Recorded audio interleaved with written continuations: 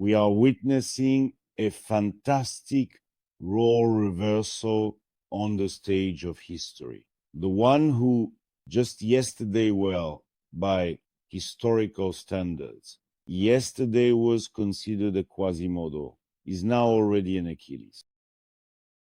And this has come to pass. German tanks are on the Russian border, not in Lithuania. And now these German tanks are seen as the vanguard of humanity, meant to take the first blow from Russian fascism, which from, let's say, speculation and fantasy is already taking shape as an almost unquestionable reality. And news agencies are reporting that Berlin, and I quote, has done what it hadn't dared to do for 10 years and has deployed its troops on the border with Russia. And I have a video there of the ceremonial inauguration of the German Armored Brigade Lithuania in Vilnius.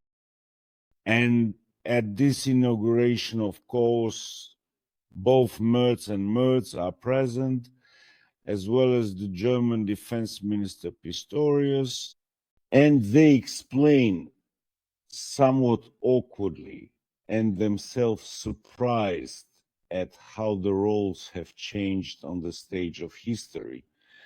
That, well, sorry guys, this is a direct response to Russia's invasion of Ukraine.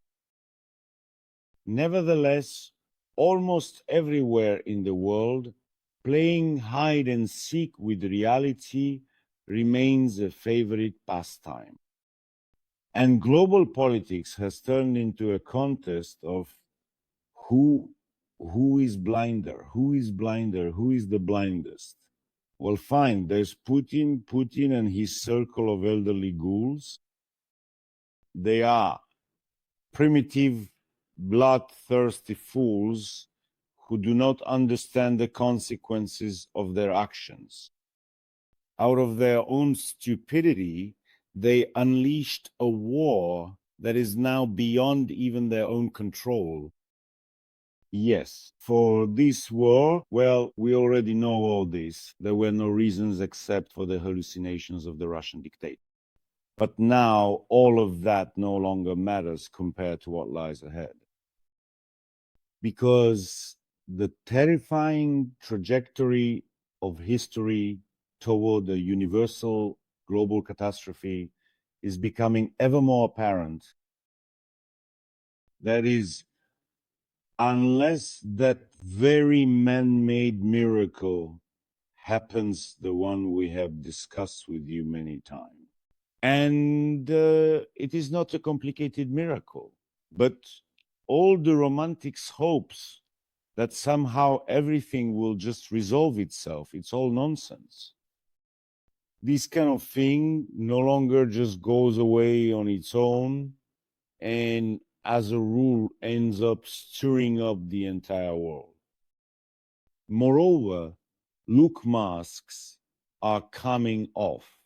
Russia has stopped being coy, has stopped pretending to be some sort of notional victim, and is now openly declaring itself an aggressor, an occupier, and a conqueror.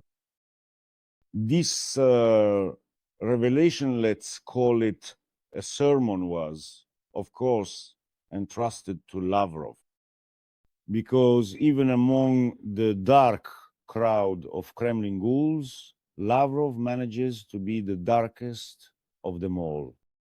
And today, officially and publicly, he once again spewed rotten blood, voicing some petty thoughts of his master.